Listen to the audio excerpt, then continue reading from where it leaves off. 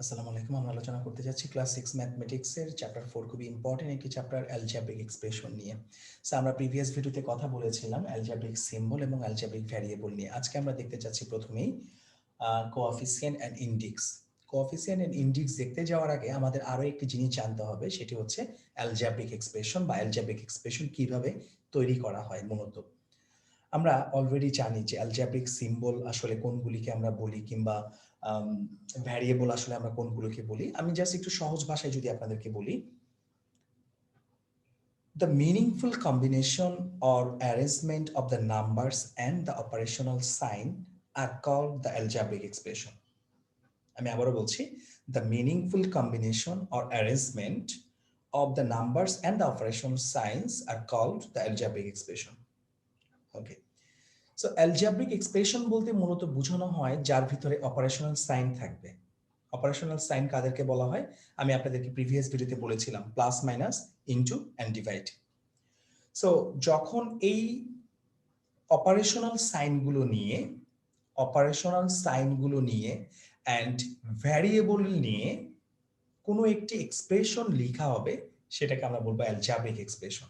Like আমি আপনাদেরকে এখানে লিখছি 5x প্লাস 2y কিংবা 3x ভাগ 2 প্লাস 4x ভাগ 3। অলরাইট, সো এই যে আমরা লিখলাম 5x plus 2y, this is algebraic expression, and আমরা লিখলাম 3x divide 2 plus 4x divide 3, এটাও একটা অ্যালজেব্রিক এক্সপ্রেশন। আমরা কেন এটাকে অ্যালজেব্রিক এক্সপ্রেশন বলবো? এটাকে আমি অ্যালজেব্রিক এক্সপ্রেশন এই জন্যই বলবো বিকজ অফ এটার ভিতরে অপারেশনাল সাইন আছে অ্যান্ড ভ্যারিয়েবল আছে। আমি আপনাদেরকে একটু আগেই বলেছিলাম যে ভ্যারিয়েবল অ্যান্ড অপারেশনাল সাইন দ্বারা যে এক্সপ্রেশনটাকে লেখা হয় সেটাকেই বলা হয় অ্যালজেব্রিক এক্সপ্রেশন। অ্যান্ড যদি আমরা এটাকে এভাবে বলি যে এটার একটা মিনিংফুলও আছে বটে। মিনিংফুলটা কিভাবে? লাইক আমি এভাবে বলছি যে একটি কলমের দাম এক্স টাকা, the cost of a pen is X টাকা। আমি জানি না কলমটার দাম কত, আমি জাস্ট ধরে নিচ্ছি। আমি আপনাদেরকে অলরেডি প্রিভিয়াস ভিডিওতে বলেছিলাম ভ্যারিয়েবল বলতে আমরা তাকেই বুঝবো যার মানটা আননোন থাকবে। সে একটা পেন যার কোনো নির্দিষ্ট ভ্যালু আমি জানি না, যেহেতু আমি পেনটা নির্দিষ্ট ভ্যালু জানি না, সো এটাকে যখন আমি অ্যাজিউম করে নিতে যাব নিশ্চয়ই ভ্যারিয়েবলের মাধ্যমে করব। সো আমি বলছি যে একটা নির্দিষ্ট পেনের কস্ট হচ্ছে এক্স টাকা। সো আমি যদি আপনাকে বলি 5টা পেনের কস্টটা কত, আপনারা সবাই এক বাক্যে বলে ফেলতে পারবেন, এক্স গুণ 5 টাকা। আমরা পঞ্চম শ্রেণীতে প্রত্যেকেই ইউনিট মেথডের ম্যাথগুলো শিখেছিলাম, অ্যান্ড ইউনিট মেথডের ম্যাথ আমাকে বলে একটা পেনের কস্ট যদি প্রাইস যদি আমার এক্স টাকা হয়, 5টা পেনের প্রাইস হবে ডেফিনেটলি এক্স গুণ 5 which is equal to 5x টাকা। এই 5x এর মাঝখানে দুটো জিনিসের মাঝখানে কোনো কিছু না থাকলে অটোমেটিক ইনটু সাইন বোঝায়। 5 ইনটু এক্স, এই দুটোর মাঝখানে আমি যখন অ্যান্সারটা লিখবো জাস্ট 5x লিখবো, দ্যাট মিনস মাঝখানে ব্ল্যাঙ্ক রাখবো। ব্ল্যাঙ্ক রাখা মানে এটাকে ইনটুতে প্রকাশ করা বোঝানো হয়। নাও সে আমি এখন আপনাকে বলছি আপনি সেম দোকান থেকে কিছু সংখ্যক পেন্সিল ক্রয় করেছেন বা পারচেজ করেছেন। জাস্ট সে আমি পেন্সিলের প্রাইস সম্পর্কে জানি না। সো যদি একটা পেন্সিলের দাম হয় এমনটা ওয়াই টাকা, সো 10টা পেন্সিল আপনি সেখান থেকে পারচেজ করেছেন, 10টা পেন্সিলের দাম হবে 10y টাকা। আমি আবারও বলছি, একটা পেন্সিলের দাম হচ্ছে ওয়াই টাকা, সো 10টা পেন্সিলের দাম হচ্ছে 10y টাকা। কিভাবে এসেছে?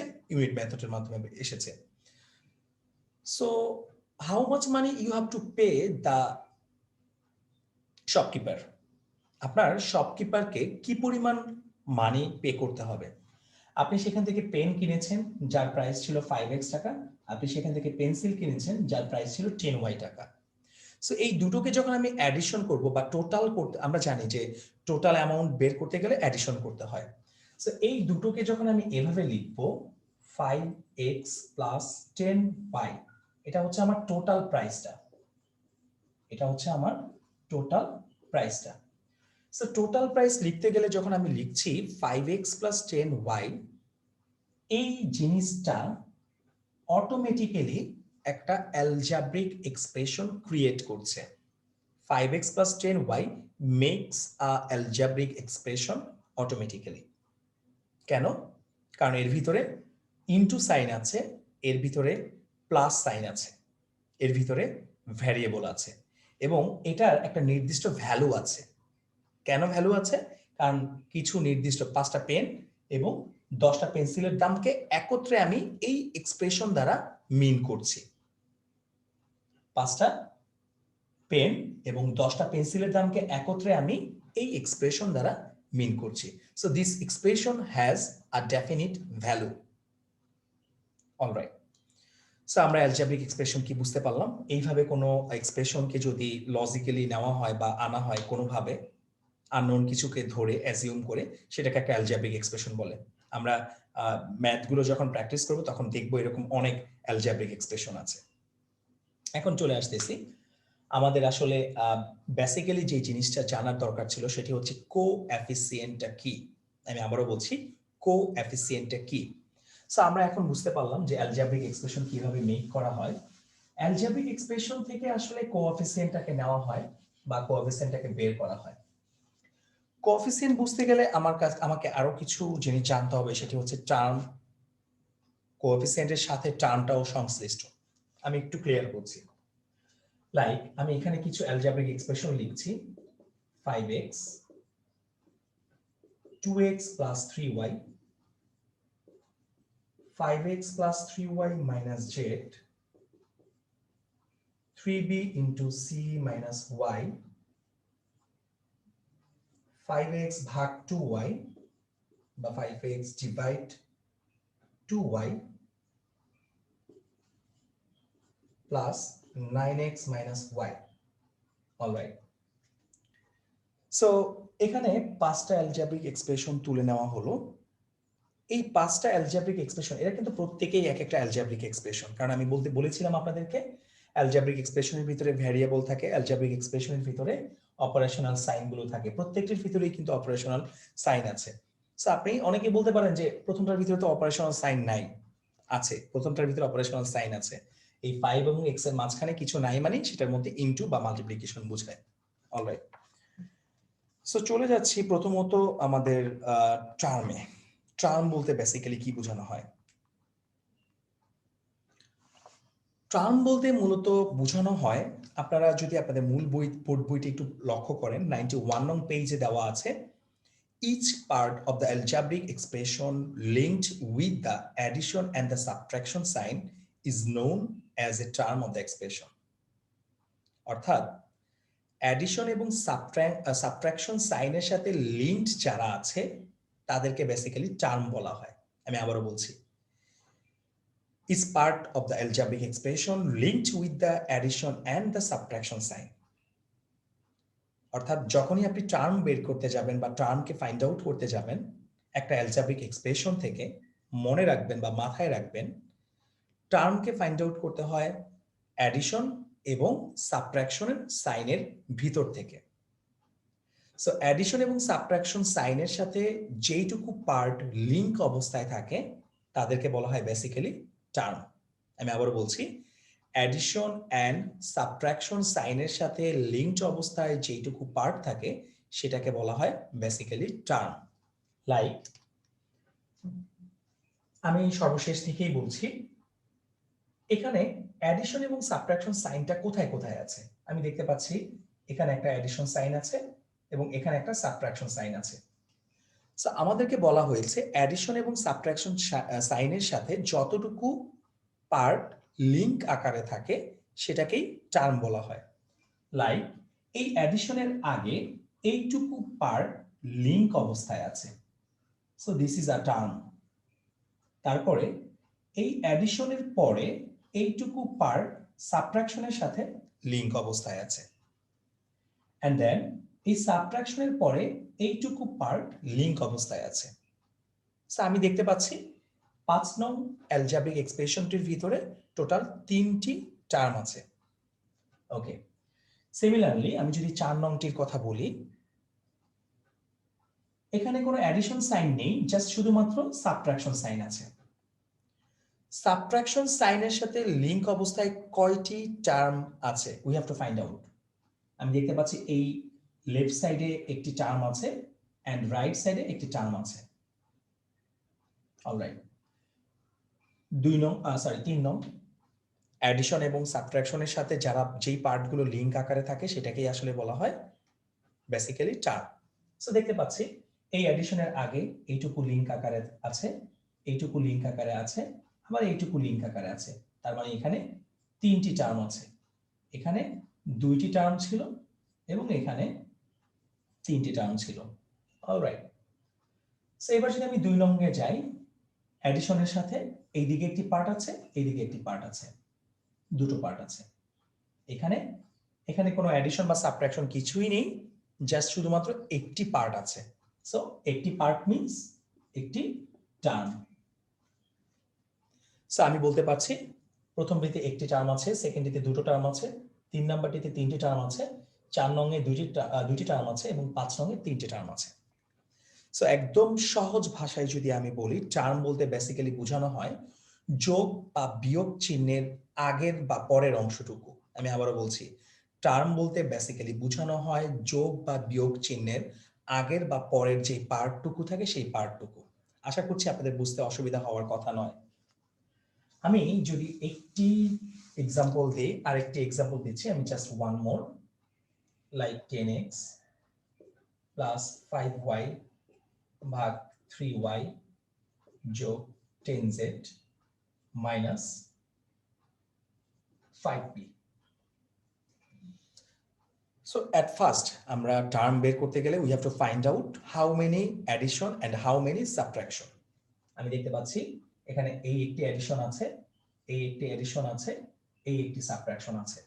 সো আমি একটু আগে আপনাদেরকে বলেছিলাম যোগ বা বিয়োগ চিহ্নের আগের বা পরের অংশটুকুকে বলা হয় term. So here is 10x is a term, 5y ভাগ 3y is a term, 10z is a term, and 5p is a term. That means there are 4 kind of term. এই ম্যাথটির মধ্যে বা এই অ্যালজেব্রিক এক্সপ্রেশনটির ভিতরে 4টা টার্ম আছে। So টার্মটাকে আমরা বুঝতে পারলাম। এবার চলে যাচ্ছি আমরা কোএফিসিয়েন্ট। এই যে আমি লিখছি, সাপোজ কোএফিসিয়েন্ট মূলত 2 রকমের হয়, একটা হচ্ছে নাম্বার কোএফিসিয়েন্ট এবং একটা হচ্ছে লেটার কোএফিসিয়েন্ট। আমি আবার বলছি, কোএফিসিয়েন্ট মূলত 2 রকমের হয়, number 1 number coefficient, number 2 letter coefficient. প্রথমে আমরা নাম্বার কোএফিসিয়েন্ট একটু দেখে নিচ্ছি। সাপোজ আমি লিখছি 10x প্লাস 5y, আমি লিখছি 10x মাইনাস 5y, আমি লিখছি মাইনাস 10x প্লাস 5y। আমি 3 রকমের অ্যালজেব্রিক এক্সপ্রেশন লিখেছি। নাম্বার কোএফিসিয়েন্ট বলতে মূলত বোঝানো হয় ভ্যারিয়েবলের সাথে যে নাম্বারটি ইনটু আকারে থাকে, ভ্যারিয়েবলের সাথে একটি নির্দিষ্ট টার্মের ভ্যারিয়েবলের সাথে যে নাম্বারটি ইনটু আকারে থাকে সেটাকে কোএফিসিয়েন্ট বলা হয়। লাইক এই x এর সাথে 10টা ইনটু আকারে আছে, সো x এর কোএফিসিয়েন্ট হচ্ছে 10। এখানে y এর সাথে 5টা ইনটু আকারে আছে, so y is a variable and y এর সাথে যে নাম্বারটা ইনটু আকারে আছে 5টা, সেটাকে আমি বলবো একটা কোএফিসিয়েন্ট। এখানে x এর সাথে 10টা ইনটু আকারে আছে, তার মানে x এর কোএফিসিয়েন্ট হচ্ছে 10, এবং এখানে y এর সাথে মাইনাস 5টা ইনটু আকারে আছে, সো মাইনাস 5 হচ্ছে একটা কোএফিসিয়েন্ট। এই জায়গায় x এর সাথে মাইনাস 10টা ইনটু আকারে আছে, এখানে y এর সাথে প্লাস 5টা ইনটু আকারে আছে। প্লাস থাকলে প্লাস সহ না নিলেও চলে, সো এখানে x এর কোএফিসিয়েন্ট হচ্ছে -10 এন্ড y এর কোএফিসিয়েন্ট হচ্ছে +5। তার মানে নিউমেরিক্যাল কোএফিসিয়েন্ট বা নাম্বার কোএফিসিয়েন্ট বলতে আসলে আমরা কি বুঝে থাকি, এটাকে আমরা এইভাবে বলতে পারি, when a number is attached with a variable in a single term expression as a multiplier, that multiplier is called the numerical coefficient. আমরা দেখতে পাচ্ছি লাইক এমনটা 20y আমি লিখছি। যখন কোনো ভ্যারিয়েবলের সাথে কোনো নাম্বার এরকম মাল্টিপ্লাই আকারে থাকে তখন সেটাকে বলা হয় মাল্টিপ্লায়ার। মাল্টিপ্লায়ার, এই ভ্যারিয়েবলের মাল্টিপ্লায়ারটাকেই আমি মূলত বলবো কোএফিসিয়েন্ট। আমাদের বইতে খুব সুন্দর করে ডেফিনেশনটা লেখা আছে, when a number is attached with a variable, একটা নাম্বার যদি একটা ভ্যারিয়েবলের সাথে অ্যাটাচ করা হয় in a single term expression, একটা সিঙ্গেল টার্ম এক্সপ্রেশনের ভিতরে as a multiplier হিসেবে, that multiplier is called numerical coefficient। তাহলে এই মাল্টিপ্লায়ারটাকে আমি নিউমেরিক্যাল কোএফিসিয়েন্ট বলতে পারি। আশা করছি আমাদের বুঝতে অসুবিধা হওয়ার কথা নয়। সো চলে যাচ্ছি আর কথা না বাড়িয়ে নিউমেরিক্যাল কোএফিসিয়েন্টের পরে লেটার কোএফিসিয়েন্ট। লেটার কোএফিসিয়েন্ট বলতে কি বোঝানো হয়? একই জিনিস, আপনি নামটা শুনেই মনে হয় বুঝতে পারছেন, যেই কোএফিসিয়েন্টটা লেটার হিসেবে অ্যাটাচ থাকবে। আমি একটু আগে নিউমেরিক্যাল কোএফিসিয়েন্টের ডেফিনেশনটা কি বলেছিলাম? when a number is attached with a variable in a single term expression, একটা সিঙ্গেল টার্ম এক্সপ্রেশনের ভিতরে যদি কোনো ভ্যারিয়েবলের সাথে কোনো নাম্বার অ্যাটাচ থাকে সেটাকে নিউমেরিক্যাল কোএফিসিয়েন্ট বলে। বাট যদি এমনটা হয় একটা সিঙ্গেল টার্ম এক্সপ্রেশনের ভিতরে ভ্যারিয়েবলের সাথে নাম্বার না থেকে কোনো একটা লেটার মাল্টিপ্লায়ার হিসেবে থাকে, তখন সেই লেটারটাকে আমরা বলবো লেটার কোএফিসিয়েন্ট। লাইক এই x, এটা একটা সিঙ্গেল টার্ম এক্সপ্রেশন, এবং এই সিঙ্গেল টার্ম এক্সপ্রেশনের ভিতরে x is a variable. x এর সাথে a একটা লেটার অ্যাটাচ আছে। x এর সাথে a একটা লেটার অ্যাটাচ আছে। কি অবস্থায় আছে? ইনটু অবস্থায়। ইনটু অবস্থায় means a is a multiplier of this x। যখন কোনো একটা লেটার মাল্টিপ্লায়ার হিসেবে কোনো একটা ভ্যারিয়েবলের সাথে অ্যাটাচ থাকে তখন সেই লেটারটাকে আমি বলতে পারি এক কথায় লেটার কোএফিসিয়েন্ট। সিমিলারলি y একটা ভ্যারিয়েবল, y ভ্যারিয়েবলের সাথে b লেটারটা মাল্টিপ্লায়ার অবস্থায় আছে বা ইনটু আকারে আছে, তাহলে y এর লেটার কোএফিসিয়েন্ট আমি কাকে বলবো? b কে বলবো। সিমিলারলি আমি যদি z এর লেটার কোএফিসিয়েন্টের কথা বলি তাহলে সেটা চলে আসতেছে c। আশা করছি আমরা বুঝতে পারছি। এখন আমি যদি আপনাকে এমন একটি এক্সাম্পল বলি, লাইক আমরা একটু অপেক্ষা করব, লাইক aXy বলা হয়েছে aXy। আমি একটি সিঙ্গেল টার্ম এক্সপ্রেশন ক্রিয়েট করলাম যেটা লেখা হয়েছে aXy। আপনাকে আসলে প্রথমত কোশ্চেনটি বুঝে নিতে হবে। আমি যদি কোশ্চেনটার দিকে তাকাই, aXy, এই aXy এটা একটা সিঙ্গেল টার্ম এক্সপ্রেশন। সো আমাকে যদি এখান থেকে বলা হয় যে xy এর লেটার কোএফিসিয়েন্ট কে হবে, xy এর এখানে যেহেতু xy একত্রে আছে, আপনাকে যদি বলা হয় xy এর লেটার কোএফিসিয়েন্ট কে হবে, আমি এক বাক্যে বলে দিব a হবে। আবার আমি যদি এমনটা লিখি pqx, আমি লিখলাম pqx, একটু লক্ষ্য করব সবাই, pqx। সো এখানে ভ্যারিয়েবল কে? এক্সটা হচ্ছে আমার একটা ভ্যারিয়েবল এবং এই দুটো হচ্ছে এই ভ্যারিয়েবলের সাথে অ্যাটাচ আছে বা ইনটু আকারে আছে। কোন ভ্যারিয়েবলের সাথে যেই লেটারটা ইনটু আকারে থাকে সেটাকেই বলা হয় লেটার কোএফিসিয়েন্ট। দ্যাট মিন্স এই টার্মের ভিতরে pq is the letter coefficient of x। এরপরে সো আশা করছি আমরা বুঝতে পেরেছি সবাই যে লেটার কোএফিসিয়েন্ট বলতে মূলত কি বোঝানো হয়। আপনাকে এবং লেটার কোএফিসিয়েন্ট কিংবা নিউমেরিক্যাল কোএফিসিয়েন্ট দুটোর মধ্যে আমরা খেয়াল রাখবো মাইনাস সহ নিতে হয়। দুটোর মধ্যে আমরা খেয়াল রাখবো যে মাইনাস সাইন থাকলে মাইনাস সাইন সহ কোএফিসিয়েন্টের ভিতরে নিতে হয়। সো লেটার কোএফিসিয়েন্ট মানে হচ্ছে কোনো একটা ভ্যারিয়েবলের সাথে যদি কোনো একটা লেটার অ্যাটাচ আকারে থাকে মাল্টিপ্লায়ার হিসেবে, তাহলে সেটাকে আমরা লেটার কোএফিসিয়েন্ট বলবো।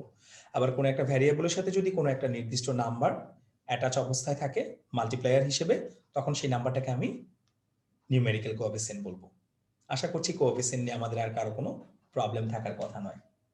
সো বাকি রইল ইন্ডেক্স। ইন্ডেক্সটা আমরা আমাদের পরবর্তী পার্টে দেখব। সবাইকে পরবর্তী ভিডিও দেখার আমন্ত্রণ জানিয়ে আমরা আমাদের এই ক্লাসটি এখানে শেষ করছি। আসসালামু আলাইকুম।